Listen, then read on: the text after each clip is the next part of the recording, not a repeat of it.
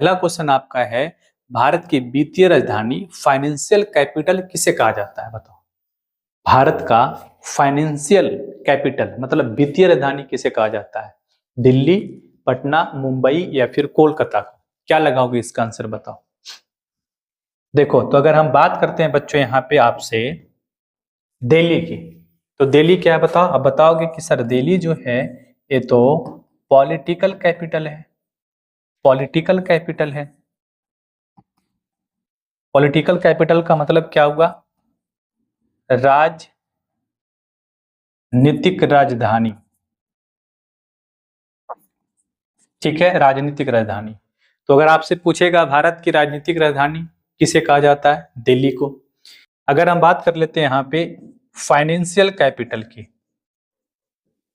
Financial capital की, वित्तीय राजधानी की, ठीक है, वित्तीय राजधानी की बात करेंगे बच्चों, तो आप आंसर लगाओगे मुंबई। ऑप्शन सी हो जाएगा। ठीक है, तो आपको ध्यान रखना है कि भारत की राजनीतिक राजधानी कहाँ है बताओ? दिल्ली हो जाएगा। और फाइनेंशियल राजधानी मतलब वित्तीय राजधानी क्या हो जाएगा? मुंबई हो जाएगा। ठीक है, चलो नेक्स्ट देखो। बेल्जियम की राजधानी ब्रुसेल्स में कितने प्रतिशत लोग फ्रेंच भाषा बोलते हैं? बताओ। बेल्जियम की राजधानी ब्रुसेल्स में कितने प्रतिशत लोग फ्रेंच भाषा बोलते हैं? बताओ। देखो, तो अगर हम बेल्जियम की राजधानी ब्रुसेल्स की बात करेंगे बच्चों, तो यहाँ पे हम दो लैंग्वेजेस के बारे में बात किए थे। एक था आपका डच और दूसरा था आपका फ्रेंच। दूसरा क्या था बता? फ्रेंच। अगर हम डच की बात करते हैं तो यहाँ पे हो जाएगा आपका 20% और फ्रेंच की बात करेंगे बच्चों तो हो जाएगा यहाँ पे 80%। 80%। हमसे क्या पूछा है? कितने प्रतिशत लोग फ्रेंच भाषा बोलते हैं? तो राइट आंसर क्या लगाओगे? 80%। ऑप्शन सी हो जाएगा। ठीक है, चलो नेक्स्ट देखो। बताओ, भारतीय संविधान के किस अनुच्छेद के तहत देश के सभी नागरिकों को स्वतंत्रता का मूल अधिकार दिया गया? भारतीय संविधान के किस अनुच्छेद के तहत देश के सभी नागरिकों को स्वतंत्रता का मूल अधिकार दिया गया? बताओ। तो राइट आंसर लगेगा बच्चों आपका ऑप्शन बी, 19। ठीक है, अनुच्छेद 19। नेक्स्ट देखो, संविधान के किस अनुच्छेद के तहत धर्म, वंश, जाति या जन्म स्थान के आधार पे भेदभाव का निषेध किया गया है? बताओ। क्वेश्चन देखो क्या कर रहा है। संविधान के किस अनुच्छेद के तहत धर्म, वंश, जाति या जन्म स्थान के आधार पे भेदभाव का निषेध किया गया है? तो राइट आंसर बनेगा बच्चों आपका ऑप्शन क हो जाएगा यहाँ पे, अनुच्छेद 15। ठीक है, अनुच्छेद 15। नेक्स्ट देखो, भारत में औरतों के लिए आरक्षण की व्यवस्था किस संस्था में? बताओ। भारत में औरतों के लिए आरक्षण की व्यवस्था किस संस्था में? लोकसभा, विधानसभा, मंत्रिमंडल या पंचायती राज व्यवस्था? देखो बच्चों, तो इसका राइट आंसर हो जाएगा आपका पंचायती राज्य व्यवस्था। ठीक है, देखो पंचायती राज्य व्यवस्था में, ठीक है, पंचायती राज व्यवस्था में महिलाओं को 50% आरक्षण देने वाला भारत का पहला राज्य बिहार था। ठीक है, भारत का प्रथम राज्य बिहार था जिन्होंने, ठीक है, किसमें? पंचायती राज व्यवस्था में महिलाओं के लिए 50% आरक्षण का व्यवस्था किया था। ठीक है, आज बच्चों अगर हम बात करेंगे तो कुल मिलाकर 21 राज्य ऐसा है भारत में, ठीक है, जिसने क्या किया बताओ? पंचायती राज व्यवस्था में महिलाओं को, ठीक है, 21 राज्य ऐसा है जिसने पंचायती राज व्यवस्था में महिलाओं के लिए, ठीक है, महिलाओं के लिए 50% आरक्षण का व्यवस्था किया। ठीक है, अगर बिहार में बात करेगा कि बिहार में पंचायती राज व्यवस्था में महिलाओं के लिए कितना प्रतिशत आरक्षण है, तो आपको याद रखना है 50% है। ठीक है, चलो नेक्स्ट देखो, जब हम लैंगिक विभाजन की बात करते हैं तो हमारा अभिप्राय होता है, बताओ। जब हम लैंगिक विभाजन की बात करते हैं तो हमारा अभिप्राय किससे होता है? स्त्री और पुरुष के बीच जैविक अंतर, ठीक है, समाज द्वारा स्त्रियों और पुरुषों को दी गई असमान भूमिकाएं, बालक और बालिकाओं की संख्या का अनुपात, लोकतांत्रिक व्यवस्था में महिलाओं को मतदान का अधिकार ना मिलना। देखो, तो अगर लैंगिक विभाजन की बात करेंगे बच्चों, यहाँ पे लैंगिक विभाजन की बात करेंगे हम, तो आंसर क्या लगेगा इसको? देखो, समाज द्वारा स्त्रियों और पुरुषों को दी गई असमान भूमिकाएं, तो राइट आंसर बनेगा आपका ऑप्शन बी। ठीक है, चलो नेक्स्ट देखो, बताओ निम्नलिखित व्यक्तियों में कौन लोकतंत्र में रंग भेद के विरोध नहीं थे? बताओ, करा निम्नलिखित व्यक्ति में कौन सा ऐसा व्यक्ति थे जो लोकतंत्र में रंग भेद के विरोधी नहीं थे? देखो, किंग मार्टिन लूथर रंग भेद विरोधी थे, महात्मा गांधी भी थे। ठीक है, ओलंपिक धावक टॉमी स्मिथ एवं जॉन कार्लिस भी था। इसमें आंसर होगा बच्चों आपका यहाँ पे ऑप्शन डी, जेड गुडी। ठीक है, जेड गुडी। नेक्स्ट देखो, बताओ सांप्रदायिक राजनीति के अर्थ से, देखो सांप्रदायिक राजनीति के अर्थ से संबंधित निम्नलिखित कथनों पर गौर करें। सांप्रदायिक राजनीति किस आधार पर आधारित है? बताओ, आप सभी को बताएं कि सांप्रदायिक राजनीति जो है किस पर आधारित है। आप आंसर क्या लगाओगे बच्चों? यहाँ पे धर्म पे आधारित है, मतलब एक धर्म दूसरे धर्म से श्रेष्ठ है। ठीक है, तो राइट आंसर क्या लगाओगे? Option A. ठीक है, नेक्स्ट देखो, बताओ भारतीय संविधान के बारे में कौन सा कथन गलत है? बताओ, भारतीय संविधान के बारे में कौन सा कथन गलत है? आप सभी को बच्चों बताना है कि इसका आंसर क्या होगा। देखो, कथन ए की बात करते हैं, तो कथन ए में देखो क्या दिया गया है, यह धर्म के आधार पर भेदभाव की मनाही करता है। सही बात है, भारतीय संविधान धर्म के आधार पर भेदभाव का मनाही करता है, तो ये ऑप्शन जो है ये सही है, मतलब कथन ए सही है, गलत नहीं है, वो सही है। बी में देखो, यह एक धर्म को राजकीय धर्म बनाता है, बिल्कुल नहीं। ठीक है, भारतीय संविधान किसी भी खास धर्म को राजकीय धर्म नहीं बनाता है, तो एक ऑप्शन क्या है? गलत है। ऑप्शन क्या है? गलत है, मतलब एक कथन गलत है। सभी लोगों को कोई भी धर्म बनाने की आजादी है, बताओ सभी लोगों को कोई भी धर्म मनाने की आजादी है, बिल्कुल सही है। ठीक है, हम और आप किसी भी धर्म को मना सकते हैं, किसी भी धर्म को हम मान सकते हैं। ठीक है, तो ऑप्शन सी भी सही है। ठीक है, किसी धार्मिक समुदाय में सभी नागरिकों को बराबरी का अधिकार देता है, ये भी सही है। सभी धार्मिक समुदाय में सभी नागरिकों को बराबरी का अधिकार देता है, ये भी बिल्कुल सही है। ठीक है, तो ऑप्शन ए, ऑप्शन सी और ऑप्शन डी सही है, ये कथन सही है। हमसे क्या पूछा है कि भारतीय संविधान के बारे में कौन सा कथन गलत है, तो कौन सा कथन गलत है? बताओ, ऑप्शन बी, या एक धर्म को राजकीय धर्म बनाता है, जो कि गलत है, तो राइट आंसर बनेगा बच्चों आपका ऑप्शन बी।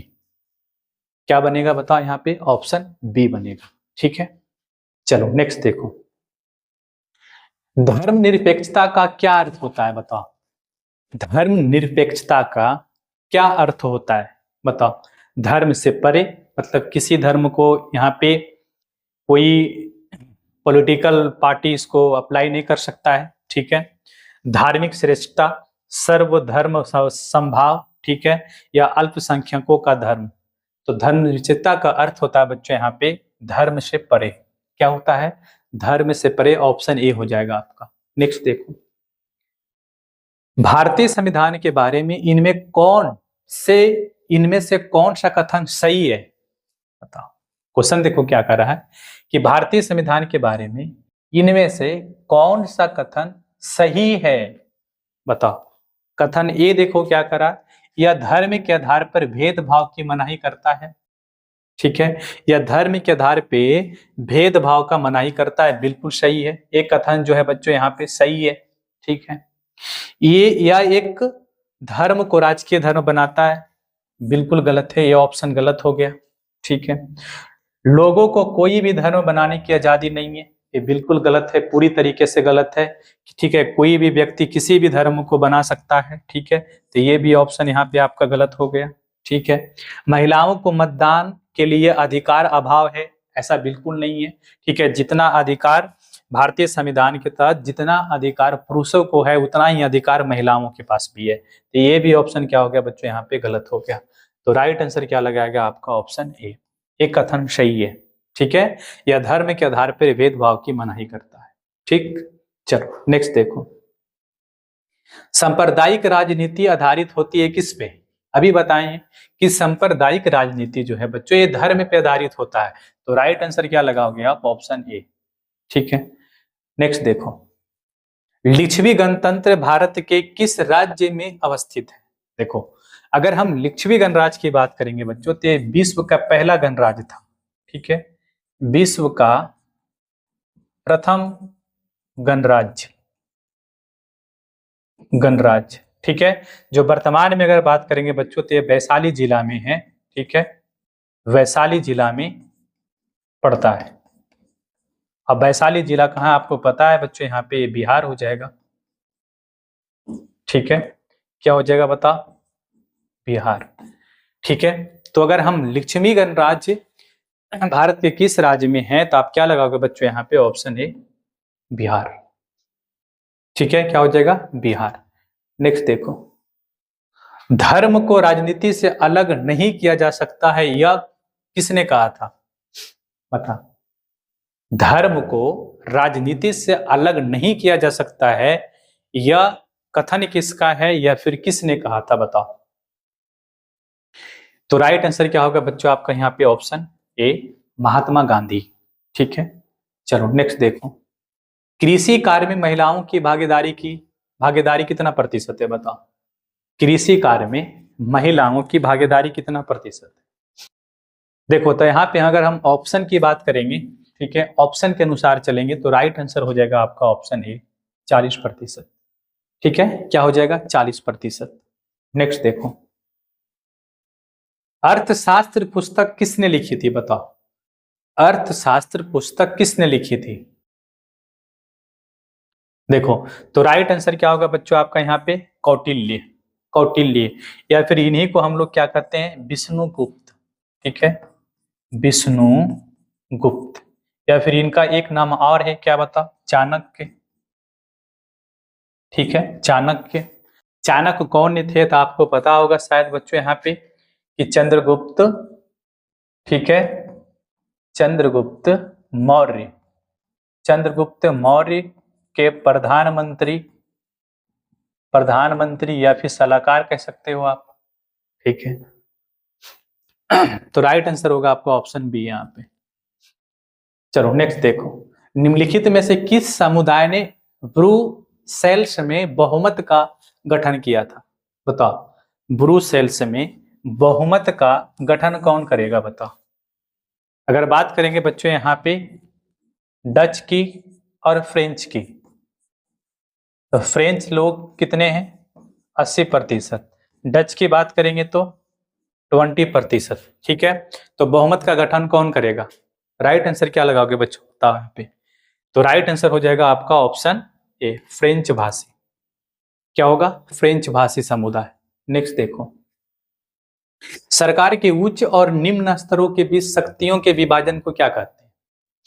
देखो क्या कर रहा है, सरकार के उच्च और निम्न स्तरों के बीच शक्तियों की विभाजन की बात करेंगे बच्चों, इसे क्या कहते हैं, ऊर्ध्वाधर वितरण। ठीक है, क्या कहते हैं, ऊर्ध्वाधर वितरण। राइट आंसर होगा आपका ऑप्शन सी। बताओ इसका, नेपाल के किस राजा ने प्रजातांत्रिक शासन को स्वीकार करने से इनकार कर दिया था, बताओ। इसका राइट आंसर होगा बच्चों आपका राजा ज्ञानेंद्र शाह। राजा ज्ञानेंद्र शाह, राइट आंसर हो जाएगा बच्चों आपका यहाँ पे ऑप्शन सी। ठीक है, बताओ, समकालीन विश्व में सरकार का सबसे लोकप्रिय रूप क्या है, बताओ।